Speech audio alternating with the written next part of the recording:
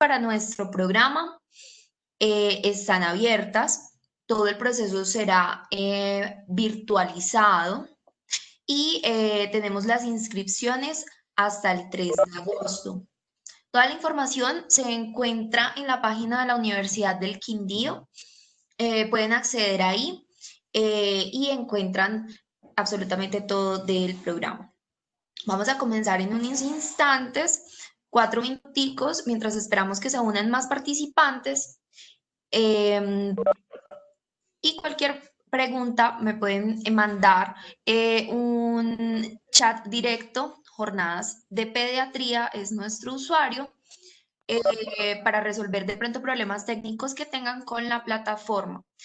Les recuerdo, por favor, que apaguen los micrófonos y las cámaras. Muchísimas gracias.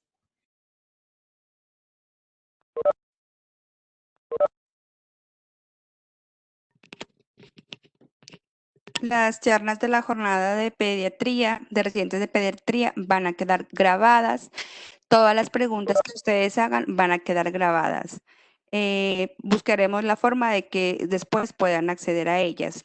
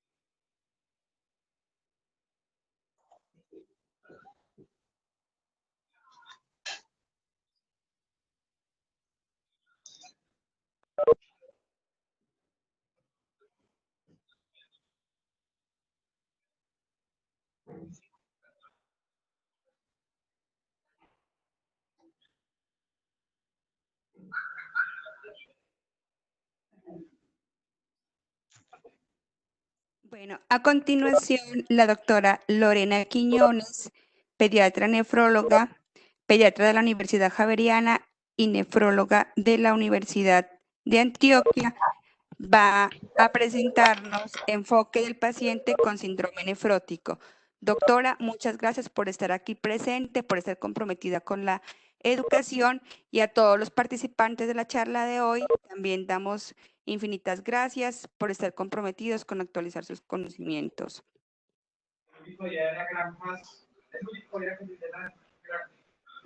Buenas noches. Como Ali Yurani les dijo, pues mi nombre es Lorena Quiñones, soy nefróloga pediatra y trabajo pues en el Hospital San Juan de Dios. El tema que les voy a hablar es enfoque del paciente con síndrome nefrótico, en los cuales es muy importante evaluar sobre la fisiopatología para poder entender la proteinuria y el edema y pues las otras alteraciones que produce el síndrome nefrótico. Entonces, como...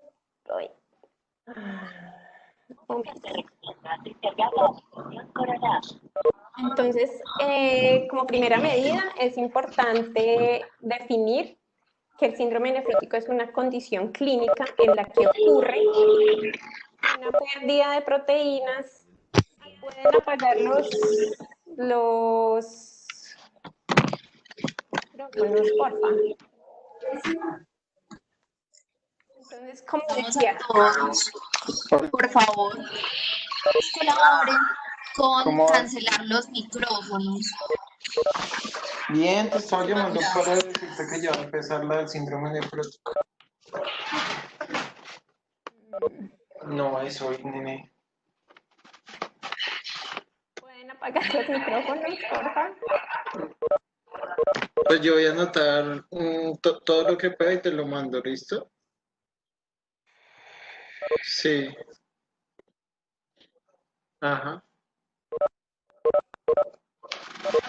Entonces, retomando, la definición Dale, yo te lo... yo te copio todo lo que pueda, ¿listo, bebé? Y, y ahorita, Comer hamburguesa. Bueno, entonces, la definición es una condición clínica en la que ocurre una pérdida de proteínas a través del filtrado glomerular secundario a un incremento en la Un abracito, permeabilidad de ¿listo? la barrera Ahorita de me- filtración, que está caracterizada por cuatro signos y síntomas en los cuales está la proteinuria nefrótica, en las cuales tú lo diagnosticas en una orina de 24 horas, en las cuales te va a dar un valor por encima de 40 miligramos por metro cuadrado hora. O una relación proteinuria-creatinuria en una muestra aislada en la cual va a dar mayor de 2 miligramos gramos. Por eso es muy importante que ustedes pidan una proteinuria y una creatinuria. Una proteinuria sin el valor de la creatinuria no es un valor que nos vaya interesante. Es muy importante que ustedes pidan los dos para hacer un cociente y nos dé encima de 2 miligramos gramos. Entre la hipoalbuminemia, que generalmente son 5 gramos de decilitro, el edema y la hiperlipidemia. Pero es muy importante, primero, como entender qué es el filtrado glomerular y la permeabilidad de la barrera de filtración. Por eso, vamos a hablar un poco de qué es lo que pasa, cómo se filtran, cómo se pueden filtrar o no las proteínas. Entonces, ustedes saben que él necesita pues de una bomba cardíaca que ayude a impulsar la volemia para que llegue a unos capilares en el glomérulo, va a ayudar a que pueda pasar de los el espacio urinario o la cápsula de Bowman, y esto va a permitir que la orina pueda pasar a través del túbulo proximal y distal y ya producir la orina. Entonces, es muy importante tener en cuenta que hay ciertas proteínas que pueden estar en la orina, pero estas proteínas dependen de como varias, depende como de 3 funciones específicamente para que puedan llegar a cierta cantidad en la orina, que son el filtrado glomerular, la reabsorción tubular y la secreción tubular, en las cuales la filtración glomerular se realiza por mecanismos eléctricos, en los cuales se tiene en cuenta la carga eléctrica de la sustancia y del tamaño de la molécula, así como de la difusión y de la convección del paso de sustancias de un sitio de mayor concentración a menor concentración o por una presión o inclusive el tamaño del poro. El tamaño del poro es muy pequeño, es más o menos 1.8 a 2 nanogramos, en cambio una albúmina mide más de 69.000 daltons. Un dalton es más o menos 1.6 nanogramos, entonces por eso es que la albúmina no puede pasar. Entonces es muy importante tener en cuenta... Poner un platico, por favor.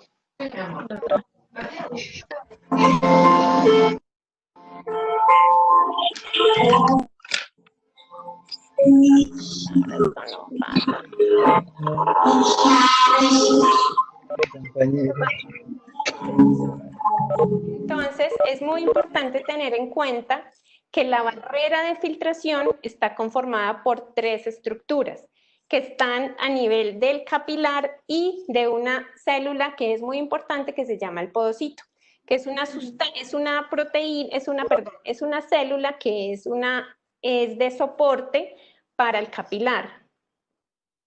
Y esta estructura está conformada por el endotelio, que es un endotelio fenestrado. Aquí vemos el capilar, que tiene un endotelio que es lleno de poros, la lámina basal o la membrana basal glomerular y las fenestraciones o los pedicelos, que son prolongaciones de esta gran célula que es el podocito. Entonces, estas 3 estructuras van a impedir que pasen macromoléculas. ¿Cómo impiden ese paso? Primero porque esta membrana basal y el endotelio tiene glicoproteínas que van a generar una carga polianiónica, entonces va a impedir que pasen proteínas que son de carga aniónica y por tanto puedan pasar solutos, iones y agua. Entonces esa es como la primera forma en que va a impedir que se pasen macromoléculas. Y la otra es a nivel de la hendidura de filtración, que son en las cuales está conformada con unas moléculas que van a ayudar al anclaje de estos pies o estos pedicelos del podocito y van a permitir que la hendidura o el espacio entre estos espacios se mantenga firme y no se separe y impida que estos pedicelos se fusionen o se separen.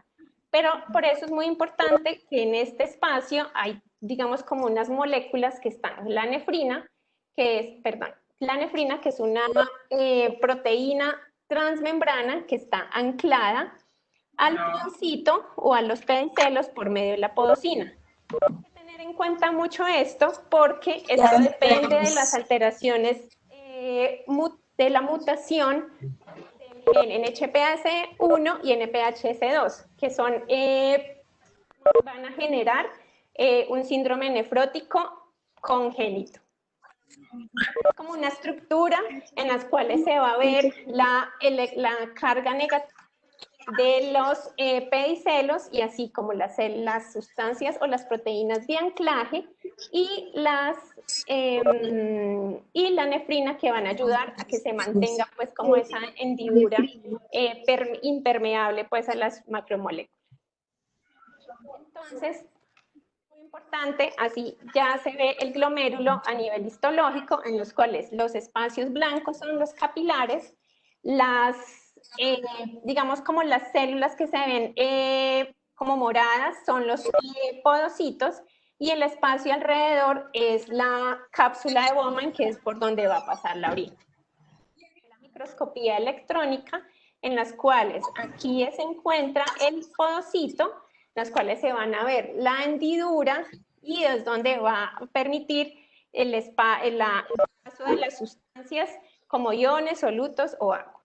Entonces, es muy importante dentro del síndrome nefrótico clasificarlo en de varias formas. Está la edad de la presentación, está la respuesta clínica a los esteroides, también hay que determinar si es primaria o secundaria y dependiendo de cómo sea la respuesta, va a necesitar o no una biopsia renal, en las cuales va a ayudar a clasificar qué tipo de síndrome nefrótico se encuentra.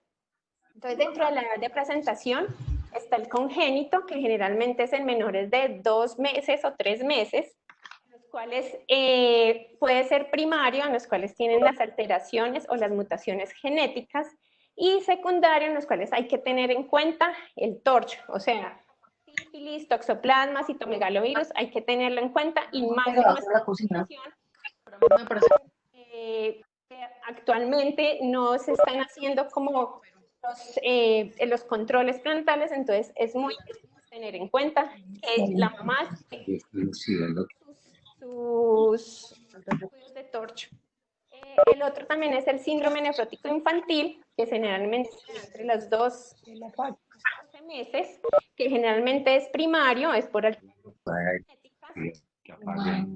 Como tercera medida está el síndrome nefrótico infantil o idiopático, que es mayores de 1 año, en los cuales puede ser primario, que puede ser también por una alteración en alguna de estas sustancias que vimos en la hendidura, o también secundario, en los cuales están las enfermedades sistémicas como el Notion-Lane, están las infecciones, están las neoplasias, inclusive hay ciertos medicamentos que pueden producir esto. También hay que tener en cuenta la respuesta a los esteroides, en los cuales hay que hablar también si hacen una remisión completa o una remisión parcial. ¿Qué es una remisión completa? En los cuales al terminar el tratamiento no tiene proteinuria, o sea, en una proteinuria de 24 horas, 4 miligramos por metro cuadrado, o la relación proteinuria-creatinuria está por debajo de 0.2, ya se resolvió el edema y la albúmina está por encima de 3.5. Por lo menos en una muestra de orina por lo menos 3 días seguidos. Cuando es una remisión parcial, en los cuales no hay una sintomatología, ya ha disminuido pues como la sintomatología y los edemas, pero todavía una proteinuria que no va a ser nefrótica, que se llama subnefrótica, que es entre 0.2 a 2 en la relación proteinuria-creatinuria y tiene una albuminemia más o menos de 3 miligramos por decilitro. Los otros parámetros que hay que tener en cuenta en cuanto a la respuesta a esteroides es las recaídas. ¿Qué es una recaída frecuente? Es que después de que ya ha completado como el tratamiento inicial y usted está disminuyendo la dosis del esteroide, presenta 2 recaídas en 6 meses o más de 4 recaídas en 12 meses. E infrecuente es cuando puede producirse una recaída en 6 meses y 1, 2, 3 recaídas en 12 meses. ¿O usted cómo sabe que es una recaída? Cuando se negativizó la proteinuria y nuevamente va a presentar una proteinuria nefrótica, tanto en la orina de 24 horas como en la relación de proteinuria-creatinuria, por lo menos 3 días consecutivos. No es un diagnóstico tener una sola prueba y decir que ya es una recaída. Por lo menos tienes que tomar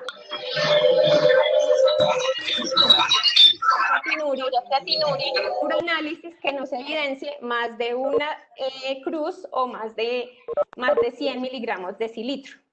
Los otros datos que hay que tener en cuenta en cuanto a la respuesta es la corticoresistencia, en las cuales el paciente después de 8 semanas de manejo con esteroides a 60 miligramos por metro cuadrado día, no ha resuelto la proteinuria y todavía persiste proteinuria nefrótica.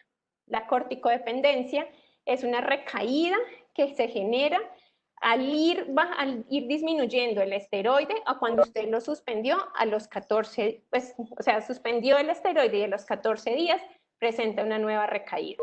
O resistente tardío es que presenta proteinuria durante las recaídas a pesar del manejo a pesar del manejo de esteroide, habiendo inclusive siendo un paciente corticosensible, o sea, que un paciente que se negativizó la proteinuria y en el descenso va presentando recaídas y ya se generan, ya es difícil que se controle con el esteroide y no se logra negativizar nuevamente. También es muy importante tener en cuenta si es un síndrome nefrótico primario o secundario, en los cuales depende de la sintomatología que tenga. El primario es que no tiene otros síntomas asociados. El secundario es como habíamos dicho inicialmente, que puede ser por medicamentos, neoplasias, infecciones o inclusive inmunológicos como en el lupus y tiene una enfermedad adyacente. Los cuales ya habíamos visto, las enfermedades sistémicas, las infecciosas, por malignidad o inclusive por medicamentos. Entonces, la otra parte es como hablar dentro de este entonces idiopático, que es más o menos el de por encima del año. Afortunadamente es el más frecuente. Su incidencia es de 1,5 a 3 por 100.000 pacientes en menores de 16 años. Es más frecuente en unas edades de entre los 2 y 6 años. El pico máximo es 6 años más o menos. Y tiene una prevalencia de 16 por 100.000. Y un 50% pueden ser pacientes mayores de 10 años.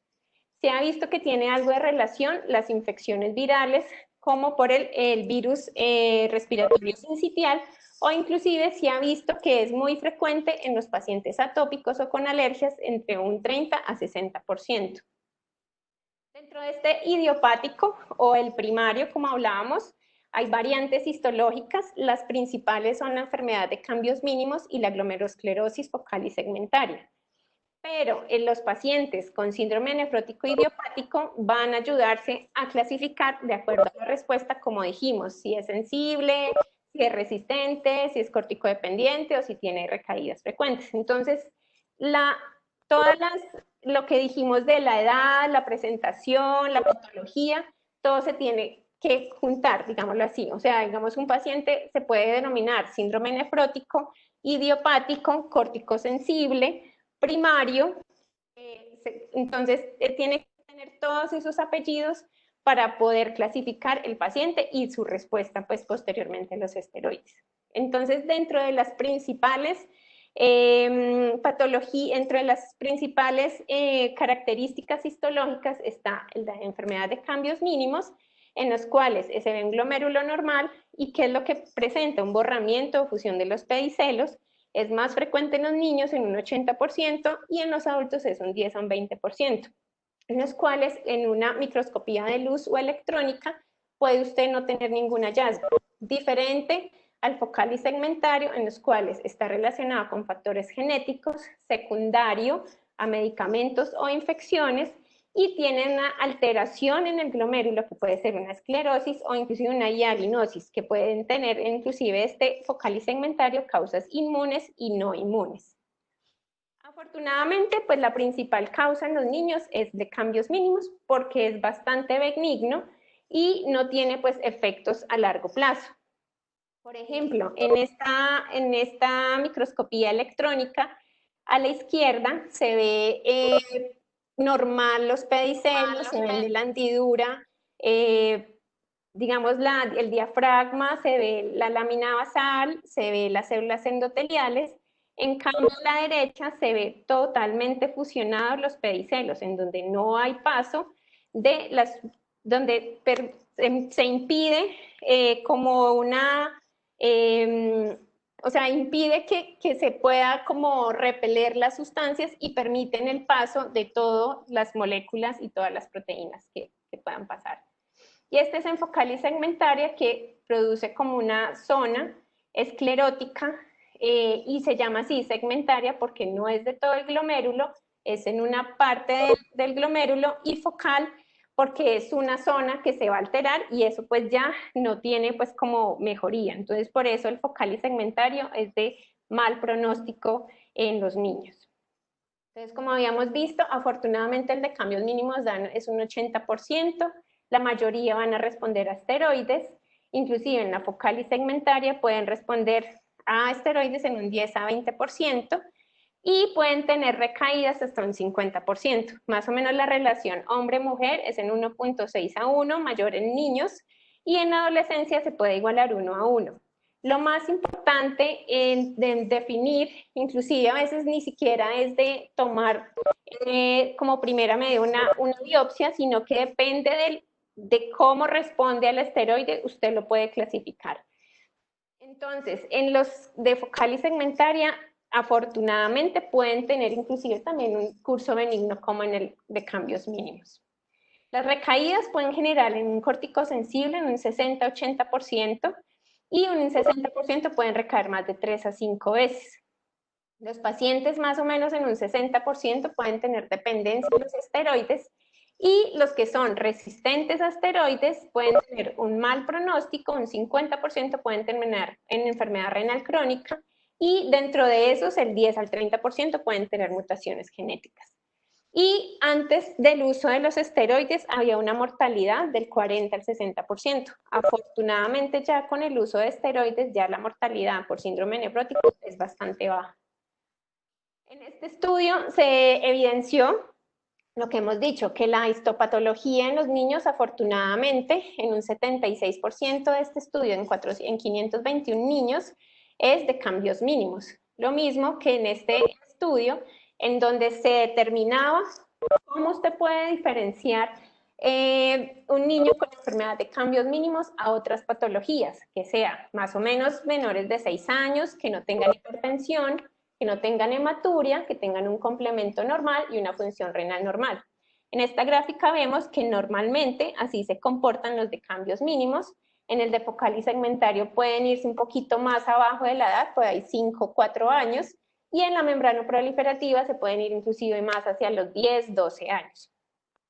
Tienen estas focal y segmentaria y membrana proliferativa, pueden tener alguna de estas alteraciones, la función renal, el complemento bajo, presencia de hematuria e inclusive tener hipertensión.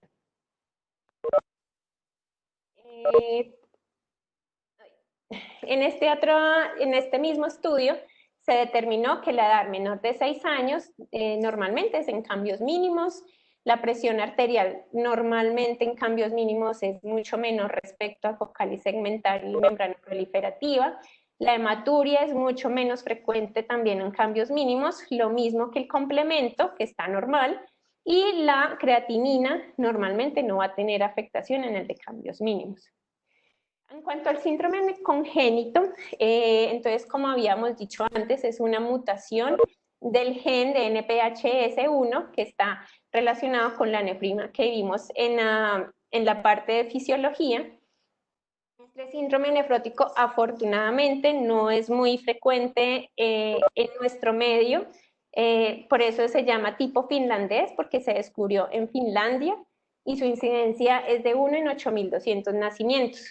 Es una herencia autosómica recesiva y es por una mutación del gen NPHS1 que codifica la nefrina. Tiene más de 70 mutaciones y pueden tener inclusive proteinuria masiva inútero.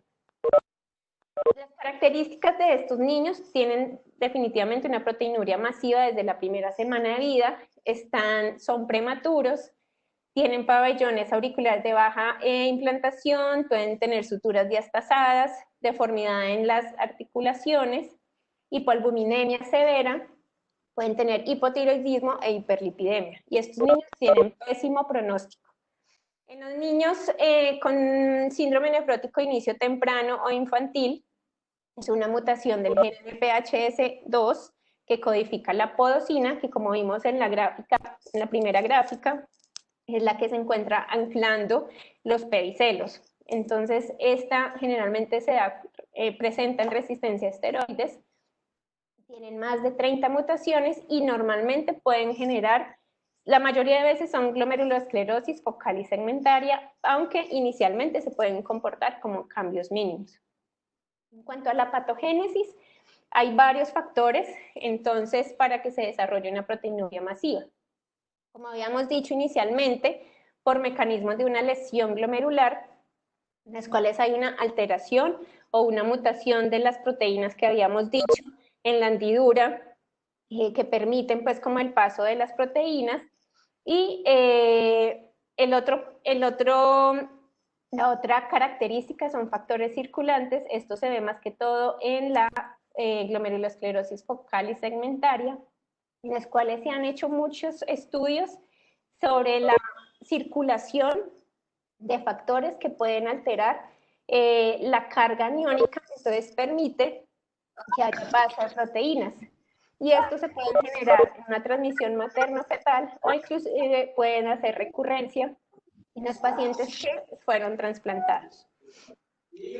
Otras son anormalidades inmunológicas, que esta generalmente es característica de las nefritis lúpicas o las membranoproliferativas, en la cual hay una alteración de la respuesta humoral y celular, en las cuales hay una disregulación del linfocito T que puede generarse por fármacos o infecciones como malaria o sarampión, o inclusive pueden ser manifestaciones paraneoplásicas. Para ya hablar como de la fisiopatología y por qué se genera el edema, es muy importante tener en cuenta que se relaciona con las fuerzas de Starling, en las cuales hay una diferencia entre la presión hidrostática y una presión oncótica. Entonces, en la gráfica del lado derecho, cuando es un paciente sano, como vemos, la presión oncótica es mucho menor que la presión hidrostática. Por eso hay un paso muy lento o de pocas sustancias del espacio capilar al intersticial, que es fundamental para generar o llevar pues aporte nutritivo a las células que están lejos del vaso sanguíneo, y esta es en la parte arterial. Y a nivel venoso, como vemos, la presión hidrostática es mucho menor a la presión oncótica. Entonces, por eso, normalmente hay paso de sustancias, inclusive de los desechos de estas células que están lejanas al vaso sanguíneo, para que lleguen al capilar y puedan ser filtrados pues al glomérulo. ¿Qué pasa en el síndrome nefrótico? Como hay una hipoalbuminemia, esa presión oncótica está mucho más baja, entonces va a permitir un paso neto de las sustancias que pasan del capilar al espacio intersticial, entonces por esto se genera el edema. Esto es a nivel arterial. Y a nivel venoso, como esa presión oncótica sigue baja, esa presión neta no va a permitir que ese líquido que normalmente pasa del capilar al intersticio no pasa. Entonces, por eso se genera el edema. Y a partir de estas fuerzas de Starling se desarrollan dos teorías para explicar la disminución del volumen intravascular, en que habla de la hipótesis Underfield, y de la expansión del volumen intravascular, que habla de la teoría de Overfield. ¿Pero qué es eso? La hipótesis del Underfield se ha desarrollado en modelos animales en los cuales se ha visto que hasta un 43% de los pacientes pueden no tener edema y un 38% pueden tener un edema leve en tobillo. ¿Qué se genera? A raíz de esa disminución de la albúmina plasmática, hay una extravasación, como habíamos dicho, del líquido capilar al espacio intravascular. Al detectar esa depresión de volumen intravascular, hay una inhibición del péptido natriurético auricular, una activación del sistema nervioso simpático, por lo cual va a activar el sistema renina-angiotensina-aldosterona y va a generar mayor retención de agua y sal. Pero, ¿qué pasa con la teoría de Overfield? Esta inclusive es mucho más reciente y se ha visto que hay pacientes que pueden no tener una depresión de volumen intravascular, pero sí una sobrecarga o un edema permanente en los cuales el sodio, hay una disminución de la fracción excretada de sodio. ¿Y por qué se genera?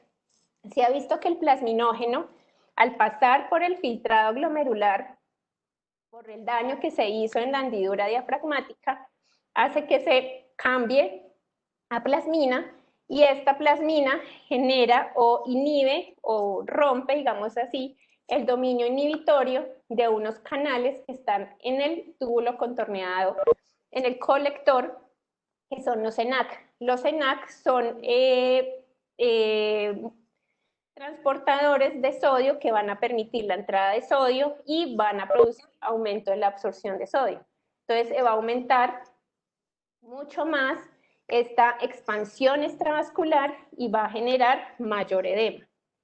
Entonces, por esto, en el síndrome nefrótico, ahí está la teoría de la retención de sodio. Por eso es que es súper importante evaluar si es un paciente con volumen intravascular aumentado o disminuido, porque todos no tienen que estar depletados, ni todos pueden estar con expansión del volumen intravascular.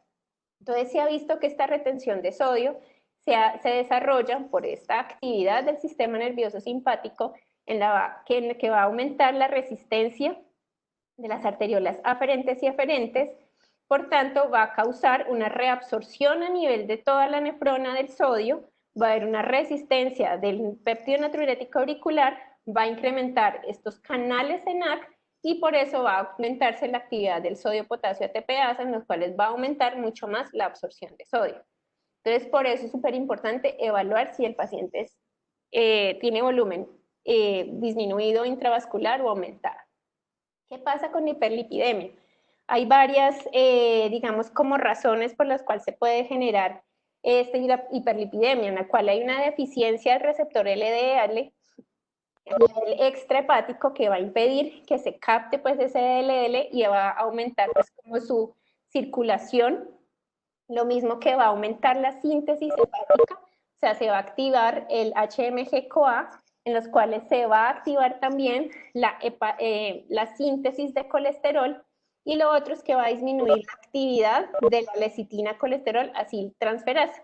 ¿Y esta que va a generar? Que también se mantenga circulando el LDL y va a impedir que las sustancias o inclusive el hígado capte como LDL, entonces va a permanecer pues como circulando permanentemente. Entonces, por eso es que la sangre es un poco más, se ve con, o sea, hay disminución inclusive de esto del HDL, entonces va a generar mayor colesterol total, LDL y VDL, y va a disminuir el HDL.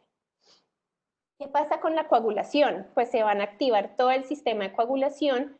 ¿Por qué? Porque hay una depresión de volumen intravascular, entonces se va a aumentar las proteínas procoagulantes y a su vez las anticoagulantes se van a perder por el riñón. Entonces también hay cambios en el sistema homeostático del glómerulo.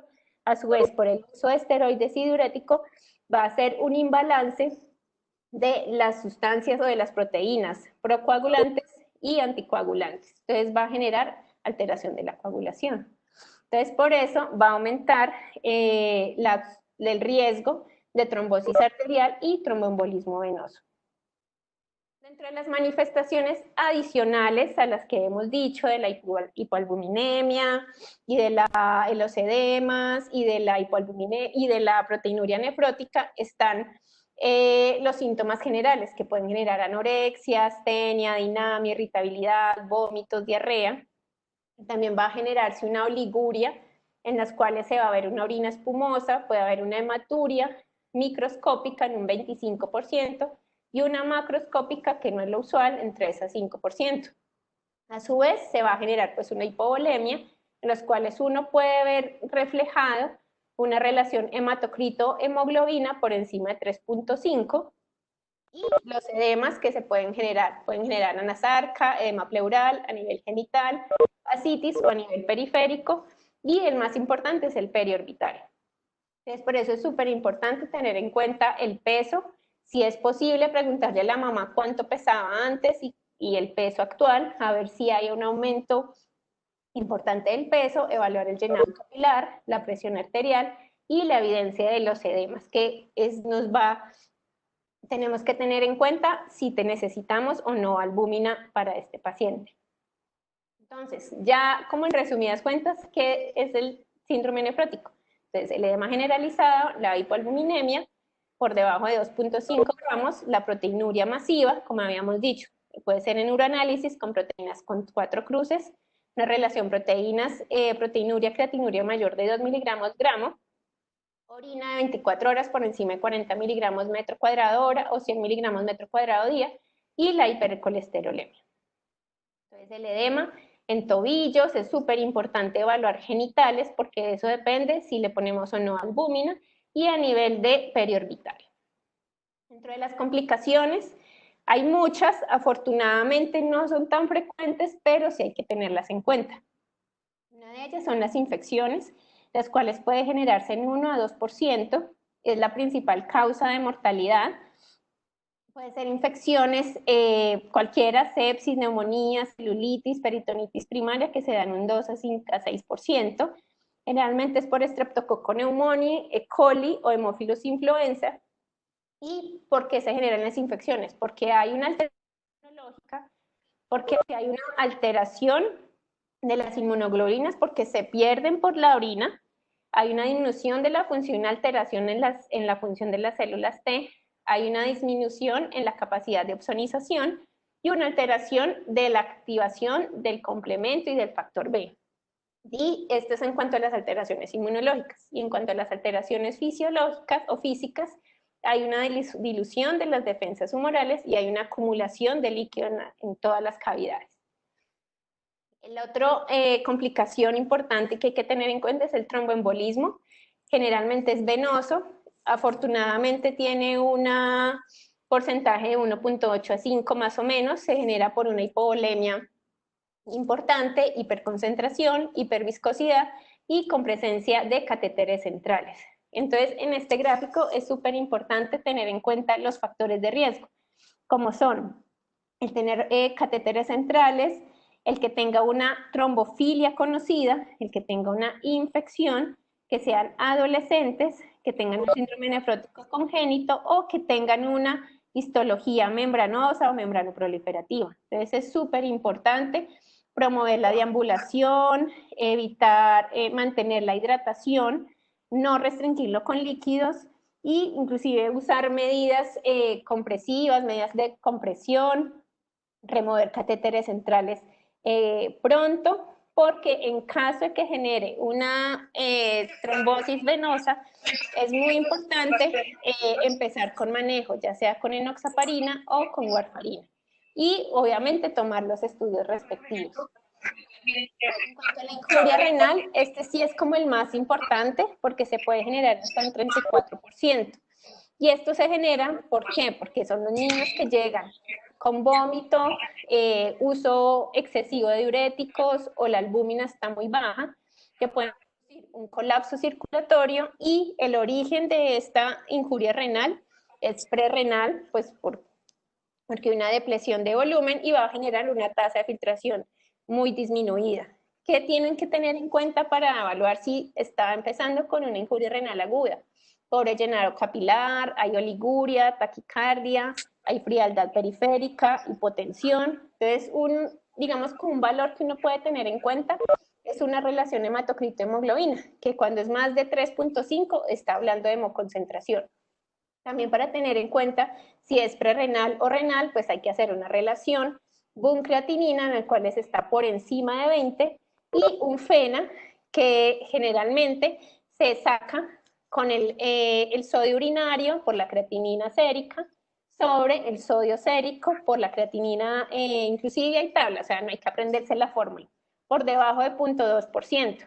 Y generalmente esto es secundario, porque empiezan con una restricción de volumen muy severa, inclusive antes se utilizaba que 400 mililitros por metro cuadrado y era lo que podía tomar, pero la idea ahora es no restringirlo y depende del paciente para que mantenga una hidratación óptima y no pase esto. Otras complicaciones que afortunadamente no son tan frecuentes, pero hay que tenerlas en cuenta, es la dificultad respiratoria súbita, en las cuales se genera una hipoalbuminemia severa con un derrame pleural y hay un exceso porque utilizan muy frecuentemente o varios días la albúmina con uso inadecuado de diuréticos. Y la intususcepción, que afortunadamente también es poco frecuente, que se genera un edema de pared y hay una hiperplasia linfoidea intramural. Entonces va a producir dolor abdominal, entonces hay que tener en cuenta en estos niños que se quejen de dolor abdominal muy intenso. Otras alteraciones son la anemia microcítica hipocrómica por pérdida de proteínas de la transferrina y de la eritropoyetina, por toda la pérdida que genera a nivel del filtrado glomerular. También puede generar un hipotiroidismo subclínico, en los cuales porque hay pérdida de las proteínas transportadoras de la tiroides y puede generar pues pueden ser eutiroideos o inclusive tienen que tener en cuenta y siempre los pacientes que debutan con síndrome nefrótico tienen que siempre tomarles función tiroidea. ¿En cuáles se utiliza tratamiento? No es en todos, si es que voy a ponerle de una vez levotiroxina a todos, no. Es importante tener en cuenta que es más en los pacientes que tienen un síndrome nefrótico resistente o congénito. El resto se autolimitan, inclusive mejoran su función tiroidea, pero hay que hacerle seguimiento. Otra de las... Perdone un minuto, por favor. Solicitamos el favor al doctor Julio César Páez, al doctor Andrés López, a la doctora Viviana, a la doctora Oriana, a la doctora Evenice Alejandra y al usuario que se hace llamar PC, por favor, silenciar sus micrófonos, porque no podemos silenciarnos. El servidor no nos permite silenciarlos desde acá. Por favor, a cada uno de los participantes silenciar su micrófono. Muchas gracias. Bueno, otra de las complicaciones es la obesidad y la falta de crecimiento, pero esto es secundario por el uso de esteroides, en las cuales se va a generar, la mayoría de estos pacientes son en los corticodependientes o en los que tienen recaídas frecuentes porque van a estar pues como aumentándose la dosis frecuentemente. Y se ha visto que cuando recuperan o se suspende el esteroide ya mejoran inclusive su talla final, entonces hay que tener en cuenta y mirar siempre cómo su velocidad de crecimiento. Otra de las complicaciones es el compromiso óseo y la hipocalcemia. ¿Por qué? Porque también se pierden todas las proteínas transportadoras, se pierde la 1,25-hidroxivitamina D y por tanto hay aumento en la reabsorción ósea, hay disminución de la densidad de la mineralización y pueden generarse fracturas. Por eso es súper importante adicionar al esteroide suplementos de calcio. Y es muy importante tener en cuenta la corrección de la calciuria, del calcio en sangre. Entonces, siempre tener en cuenta esta formulita, que es el calcio total, más 4 menos albúmina por 0.8, porque le puede disminuir inclusive 0.8 gramos por decilitro por cada disminución de gramo de albúmina. Entonces, hay que tener en cuenta siempre si ese calcio es real o no, porque si es real y está disminuido, tienen que darle suplemento de calcio y vitamina D. Entonces, por eso siempre a los esteroides, empiecen carbonato de calcio con vitamina D. En cuanto al tratamiento, es muy importante tener en cuenta los objetivos, que son el tratar las complicaciones agudas y obtener en lo posible la remisión completa del síndrome nefrótico. Y la segunda es prevenir las recaídas y las complicaciones secundarias de la enfermedad y el tratamiento a largo plazo. Entonces, dentro del síndrome nefrótico congénito, el pronóstico es muy malo. La mayoría de estos niños a los 2 años fallecen porque no, la albúmina que se les pone en infusiones continuas es para mantener al paciente, pero el objetivo de estos niños es que se trasplante para que ya esa mutación pase. Pero son pacientes que tienen pésimo pronóstico, son niños con malnutrición, edemas importantes, tienen alteraciones del crecimiento y todas las complicaciones que habíamos comentado antes las tienen. Entonces, afortunadamente, son pacientes no frecuentes en nuestro medio. En cuanto a los niños con síndrome nefrótico idiopático, que es afortunadamente los más frecuentes para nosotros, es muy importante promover la deambulación, o sea, no dejarlos quietos, que se muevan, así sea en el cuarto, que caminen frecuentemente. Antes de iniciar el esteroide es muy importante desparasitar y tomar una PPD. Y en la dieta no tiene que hacer una restricción importante de proteínas, porque los pacientes, y principalmente en la población pediátrica, necesitamos las proteínas para poder crecer. Si las hacemos una restricción, pues aparte del manejo con esteroides, pues vamos a impedir que puedan crecer adecuadamente. Entonces, más o menos 1 o 2 gramos por kilo día, debe hacerse una restricción del sodio, más o menos 35 miligramos por kilo día. La restricción de líquidos basales es variable, o sea, no es que sea una receta de cocina que a todos vamos a restringirle 400 miligramos por metro cuadrado, no, porque como había dicho inicialmente, depende del volumen intravascular que su paciente tenga. Algunos pacientes con síndrome nefrótico tienen un volumen intravascular normal y al restringirle los líquidos usted va a generar que se genere una injuria renal aguda de origen prerrenal. Entonces depende de su paciente qué tan comprometido esté, qué tantos edemas tenga, usted lo va a restringir o no, pero eso es variable y no es que a todos hay que restringirlos. No administrar líquidos endovenosos a todo el mundo, o sea, a no ser que su paciente esté con una disminución del volumen intravascular, tenga alteración de su perfusión capilar, que esté taquicárdico, o que tenga una hiponatremia dilucional importante, o que tenga una peritonitis, obviamente tienes que ponerle líquido, pero no necesitamos ponerle líquidos. Tienes que mirar el paciente. Y la restricción de líquidos, lo que les decía, si hay un sodio por debajo de 125, que ustedes ven que es dilucional, pues le tienes que poner un poquito de sodio, porque si no, pues vas a empeorar el volumen intravascular. Entonces, en cuanto al tratamiento, los edemas, generalmente el tratamiento ideal es con furosemida, en las cuales es una dosis más o menos de 0.5 o miligramos por kilo dosis cada 4 a 6 horas. También depende del paciente, no es que a todos vamos a ponerle cada 4 horas, a todos cada 6, porque la furosemida pues tiene muchos efectos secundarios también, puede tener alteraciones electrolíticas, puede haber trombosis, hipercalciuria, nefrocalcinosis y ototoxicidad. Entonces también es de tener cuidado pues con el manejo de la furosemida, y usted va mirando el paciente. No es que todos los días vamos a ponerle furosemida, sino que si tú ya ves que el paciente ya no tiene tantos edemas, pues se la puede suspender sin ningún problema. En cuanto al manejo de la hiperlipidemia, como habíamos dicho, es transitoria y se resuelve a medida que remita sus síntomas. En cuáles definitivamente sí, en los corticoresistentes, en los que además tienen una hiperlipidemia crónica que van a tener alteraciones cardiovasculares o una alteración glomerular ya que se instauró y que ya está comentada con una biopsia. Y obviamente, ¿qué se hace con la hiperlipidemia? Evitar grasas saturadas de dieta. En cuanto al manejo con estatinas, hay una disminución hasta del 41% del colesterol total, un 44% del LDL y de triglicéridos hasta un 33% en más o menos un manejo de 6 meses.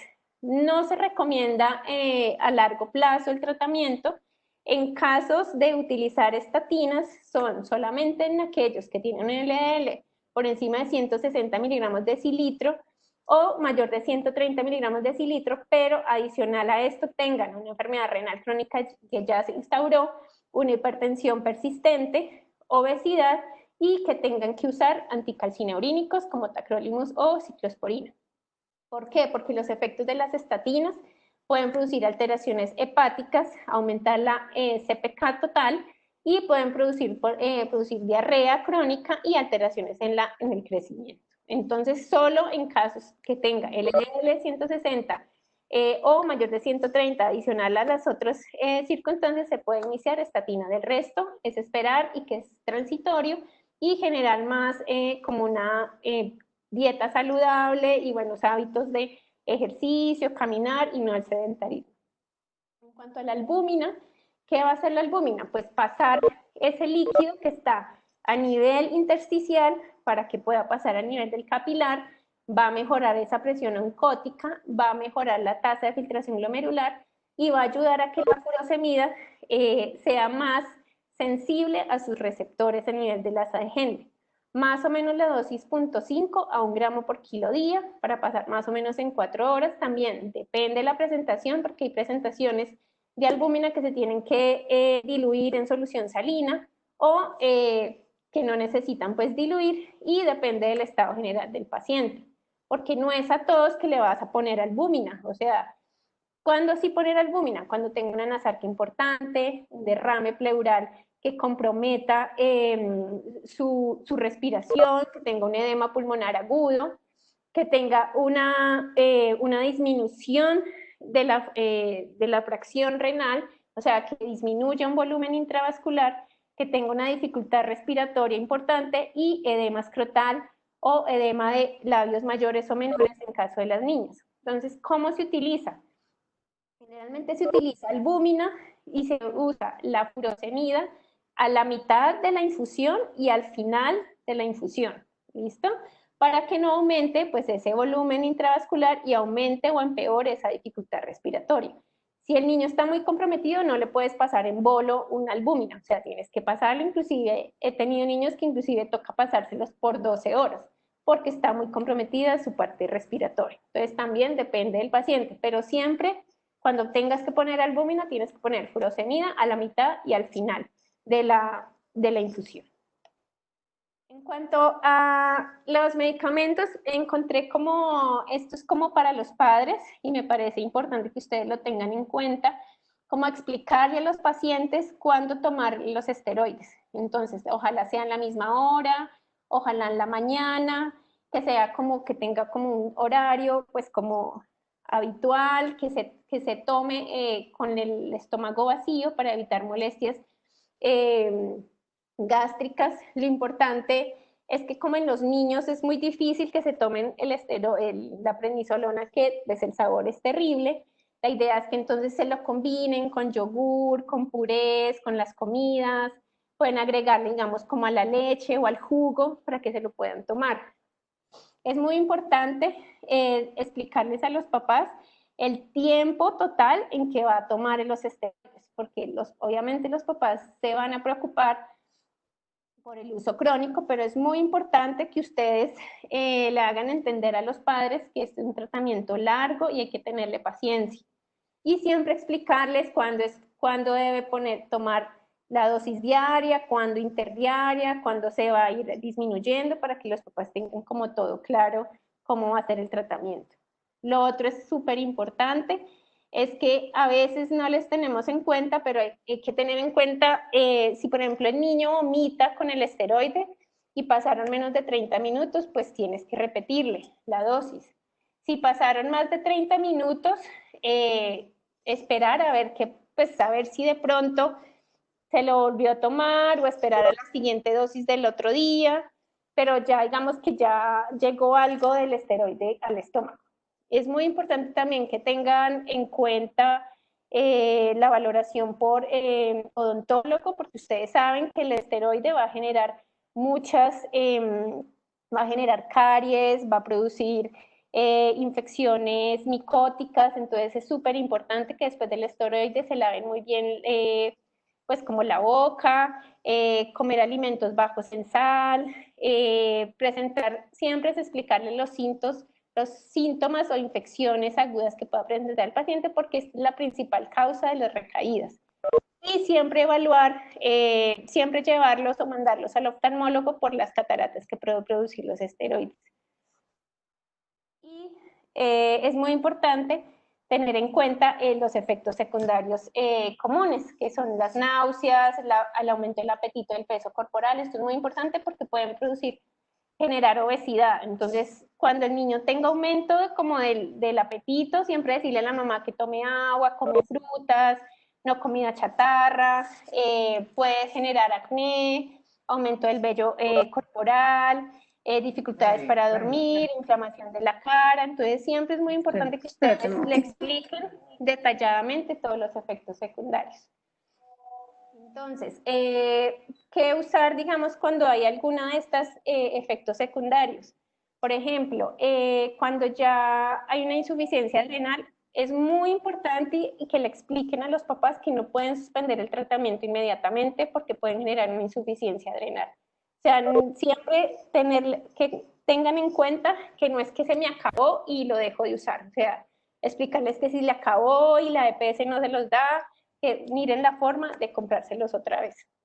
Si tienen alteraciones del crecimiento, ya uno va mirando si el tratamiento se va a prolongar por mucho tiempo, si tiene que usar hormona de crecimiento, como les decía, el uso de calcio y vitamina D, usar omeprazol, digamos, si genera pues como molestias gastrointestinales, las cataratas, entonces como le digo, el control con el oftalmólogo y cambios del comportamiento, explicarle muy bien a los papás que puede suceder. Entonces, según las guías CADIGO, que son, digamos, como las guías en las que nos basamos los nefrólogos pediatras, que son las guías internacionales, en donde hablan del tratamiento para síndrome nefrótico córtico sensible, es un prednisolona durante 12 semanas, más o menos 60 miligramos por metro cuadrado diario por 4 a 6 semanas. Ya cuando pase las 4 semanas, usted le toma un uroanálisis o una relación proteinuria-creatinuria y usted ahí decide si es una remisión completa, si es una remisión parcial. En caso de que haya sido completa, usted le va a cambiar a 40 miligramos por metro cuadrado interdiario por 2 a 5 meses en descenso gradual de la dosis. Más o menos al mes o a los 2 meses usted le toma nuevamente un uranálisis o un parcial o una relación proteinuria-creatinuria y usted puede decidir en ese momento de empezarle a descender el medicamento hasta que se pueda suspender. Es un descenso paulatino, inclusive es una dosis semanal que se va disminuyendo, no es que al otro día lo suspende hasta acabar, no. La idea es que sea paulatino hasta que complete más o menos unos 5 meses en total. ¿Qué se ha dicho, digamos, como en los estudios? Que no es necesario prolongar más de 6 meses el tratamiento, que por temor a que recaiga, no. O sea, si es un córtico sensible, a las 4 semanas le toma un parcial de orina, usted mira, es una remisión completa, lo deja unas 2 semanitas más con la dosis de 60 miligramos por metro cuadrado y empieza a hacer el descenso paulatino, primero con 40 miligramos por metro cuadrado, la dosis interdiaria, por lo menos 1 a 2 meses en esa misma dosis y de ahí empieza el descenso.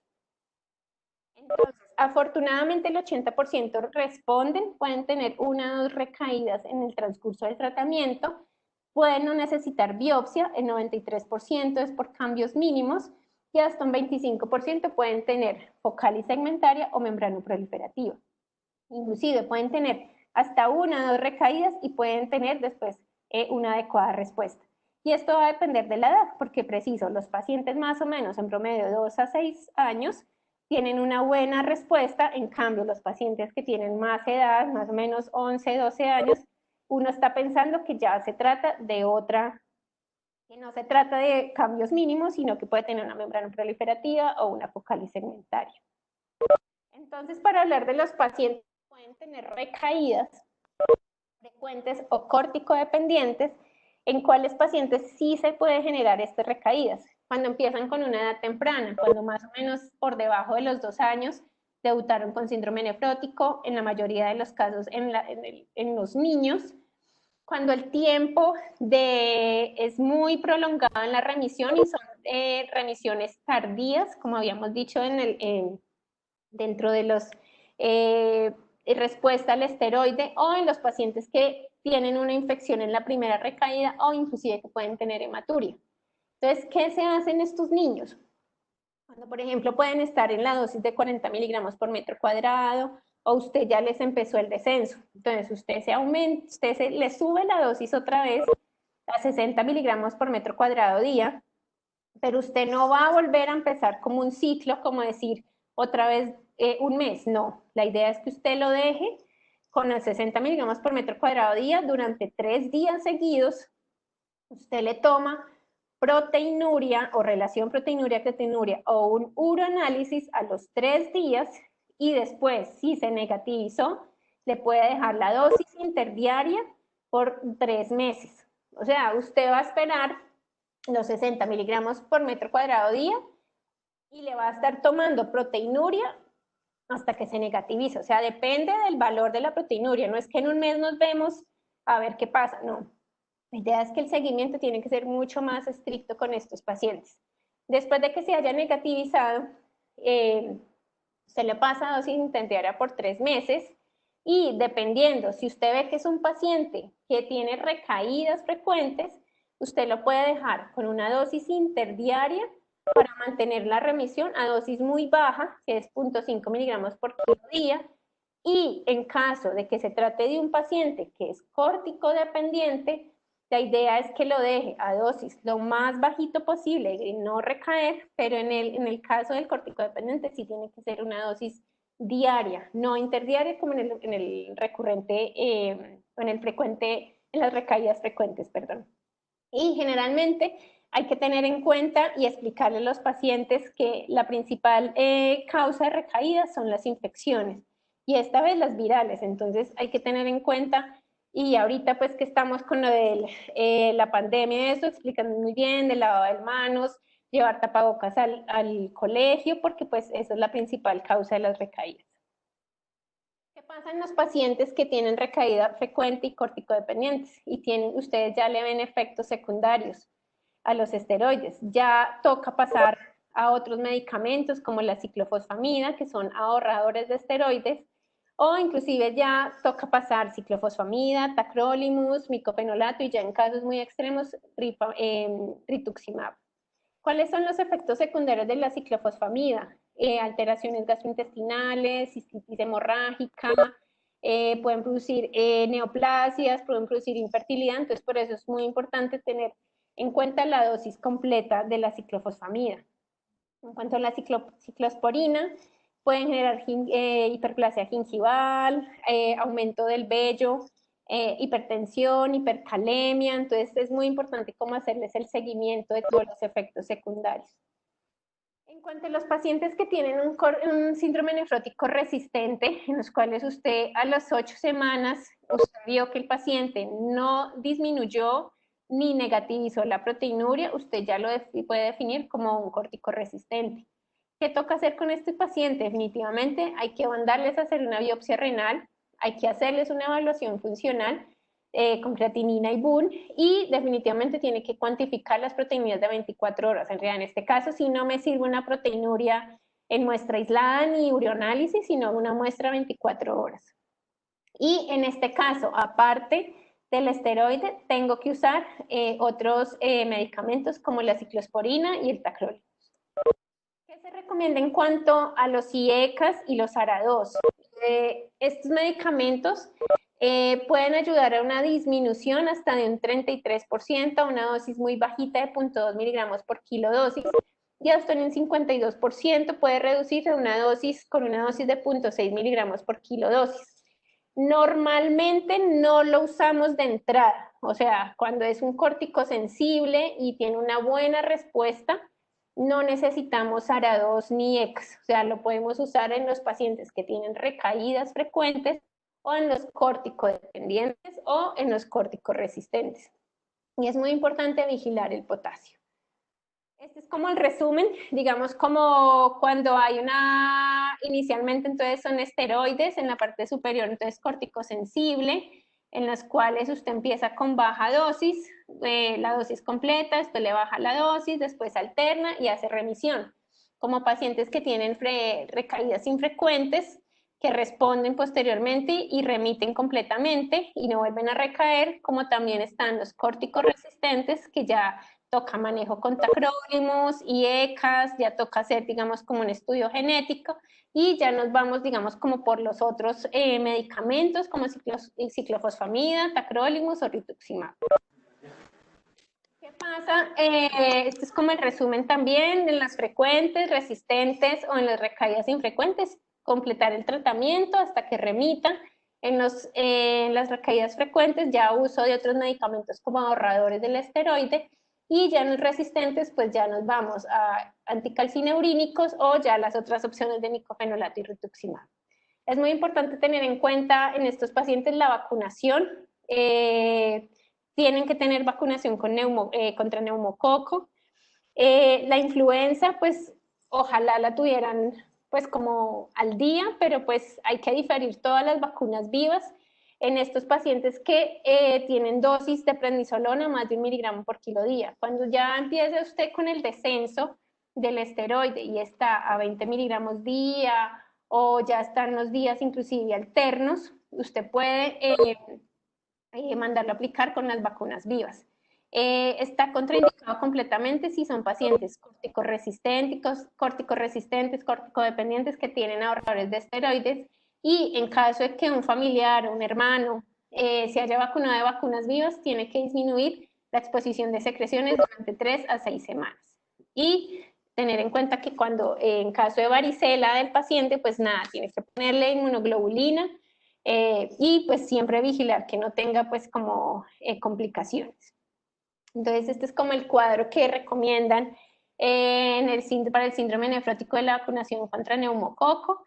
En caso de los pacientes que no tengan ninguna dosis, entonces son 2 dosis del Prevenar, entre 6 a 8 semanas, seguido de la 23 de la Neumovax, pues 6 a 8 semanas, y después va colocándole la Neumovax cada 3 a 5 años. O sea, este cuadrito es muy importante que lo tengan en cuenta para evaluar cómo se encuentra en la vacunación en niño, porque dependiendo de eso tienes que ponerle o no, pues adicional dosis de neumococo.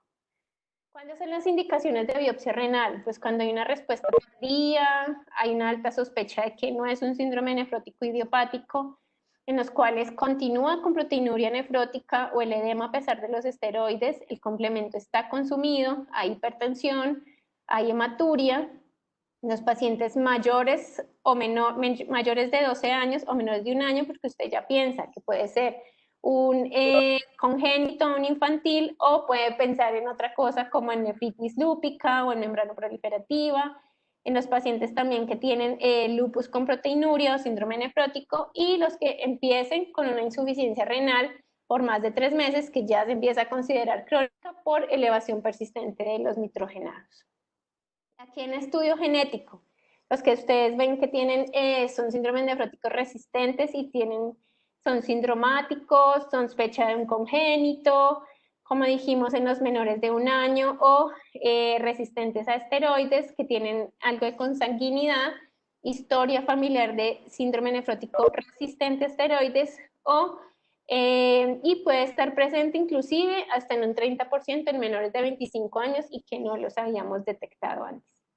El pronóstico, afortunadamente, pues la respuesta a esteroides es buena, inclusive un 80% a los 8 años pueden tener remisión completa, un 60% pueden tener una recaída. En los adultos pueden tener respuesta entre un 14 a 42%, pero en adultos usted ya piensa en otras patologías. Hasta un 60% pueden tener 3 a 5 recaídas. Como hemos dicho, tiene un mejor pronóstico las de cambios mínimos. y la respuesta a la proteinuria, en los cuales más o menos en un estudio de 29 pacientes que fueron corticoresistentes, hicieron remisión en un 66% y en menos de 10% afortunadamente terminaron en enfermedad renal crónica terminal. Y en otro estudio en el cual fueron 398 pacientes en que no tuvieron recaídas, el 44% en el primer año, y, que tuvieron recaídas en el primer año un 44%, un 69% a los 5 años y un 85% a los 10 años. Y hasta un 30% pueden tener recaídas post-trasplante en el focal y segmentario. Listo, eso es todo. No sé si tengan alguna duda. Hola doctora, buenas noches.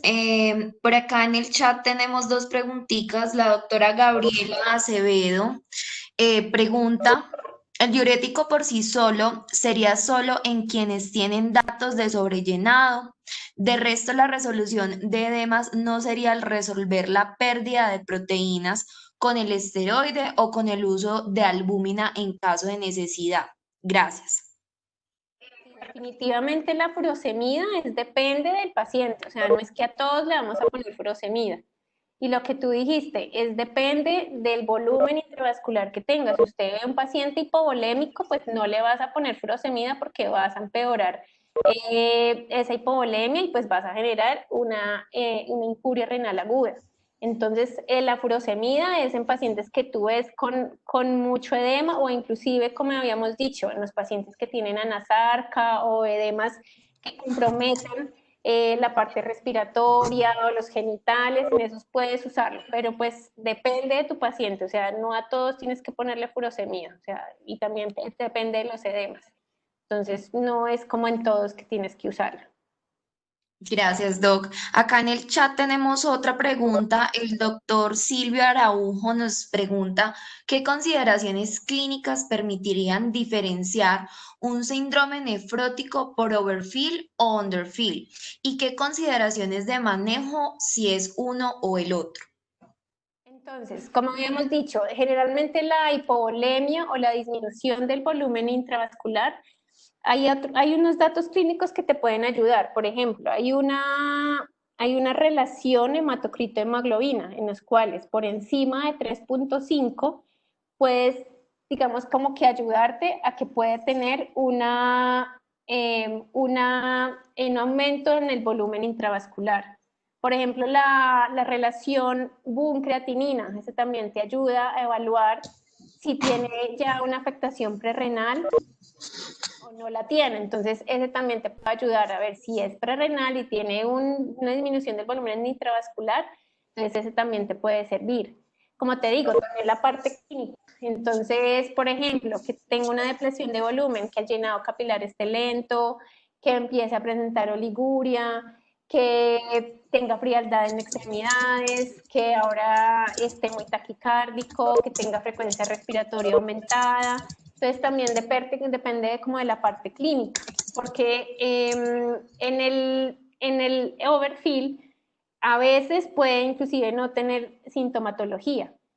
Y el otro estudio que nos puede ayudar, si puede tener o no, es como la fracción descretada de sodio, en los cuales por debajo de 0.2 tú puedes decir que sí tiene una reabsorción aumentada de sodio. Entonces, digamos que puede ayudarte lo del hematocrito, la hemoglobina, el BUN, la creatinina, esos te pueden ayudar como en la parte paraclínica y obviamente la parte clínica también te va a ayudar.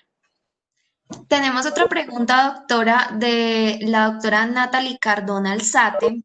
Nos dice, buenas noches, ¿deberían anticoagular todos los pacientes por el riesgo de trombosis venosa? No, no es en todo. O sea, la idea es que los que tienen mayor riesgo son ¿cuáles? Los niños que tengan un edema o una anasarca importante que les impida su movilización. El uso de catéteres centrales es súper importante que los tengan que retirar.